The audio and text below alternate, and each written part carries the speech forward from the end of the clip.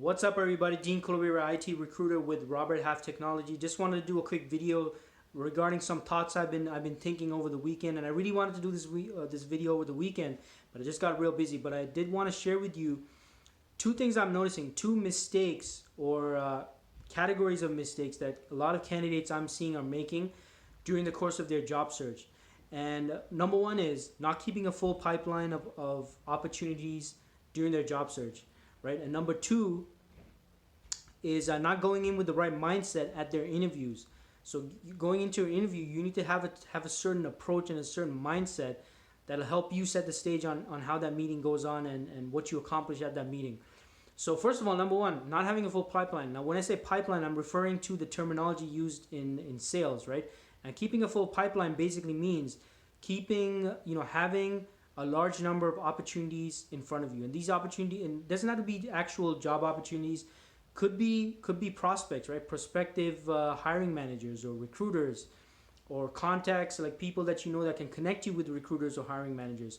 So you need to keep a full pipeline of such individuals in your network that you can reach out to.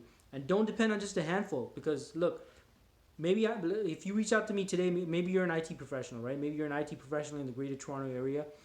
Maybe you're reaching out to me today, and let's say you're a business analyst, right? And maybe right now I'm not recruiting for a business analyst opportunity, right? And just because I'm not recruiting for something today doesn't mean something might not come up over the next couple of weeks. So that's where you need to keep following up with me, myself.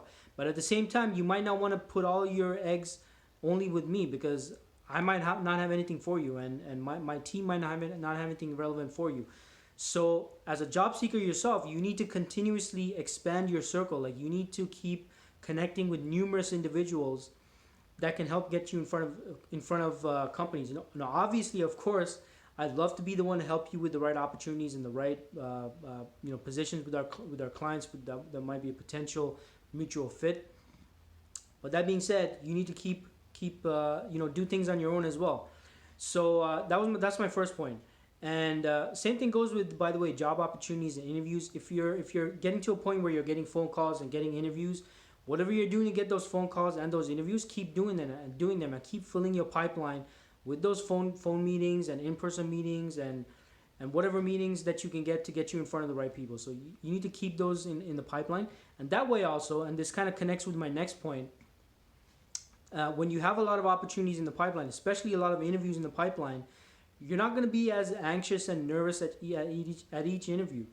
Because if you're at an interview and you know you have like 4 or 5 others lined up, you're probably going to be more relaxed, right? Because you're not worried about screwing this one up, because even if you do screw it up, you've got like 4 or 5 other meetings planned out for the remainder of your week.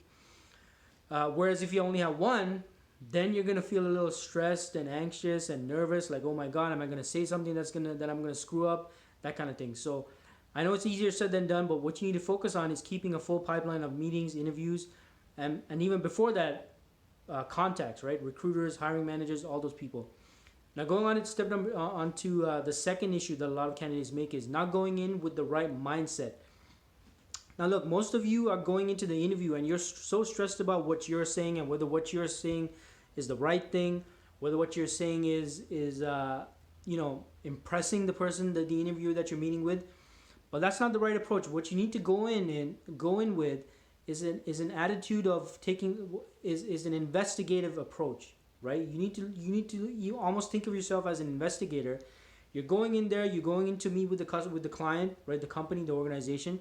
You're going in there first of all to figure out what's the problem they're experiencing, because at the end of the day, every position that is a real, actual hiring need has an underlying problem and some kind of a situation that the organization is looking to fix or needs handled, and that's why they're hiring for your position, because you have a skill set that can solve that problem or that issue. So first thing when you go in, when you're in that meeting, in that conversation, you need to take an investigative approach and think of it like you're almost like a doctor diagnosing the patient, right? When you go into a doctor, you're not gonna sit down. They're not gonna say, okay, here's the prescription. You need to take take 2 a day and call me in the evening or something like that. It's not gonna happen like that. First, they investigate, right? They ask you, okay, what's going on? What's happening? How long have you How long have you been feeling this way? Does it hurt when I press there? Does this happen when that happens? Or this, or blah blah blah. You guys get what I'm saying, right? So in the same way, when you're at your interviews, you need to diagnose the problem, like, and investigate and get an understanding first and foremost what the issue is that the organization is experiencing, so that you can highlight the most relevant aspects of your background, and how you can personally help resolve this problem or this issue or the situation that the organization is experiencing. So when you take that approach, you're at the same time qualifying the opportunity, right? And you're figuring out, okay, is this something that I can really bring a lot of value to, and is this something that I can help resolve, etc., etc. So hopefully that's helpful for you. So keep those two things in mind. These are two major mistakes I see a lot of candidates making, that I've observed in my conversations with a lot of job seekers, a lot of candidates, just as a recruiter, as a staffing agency recruiter.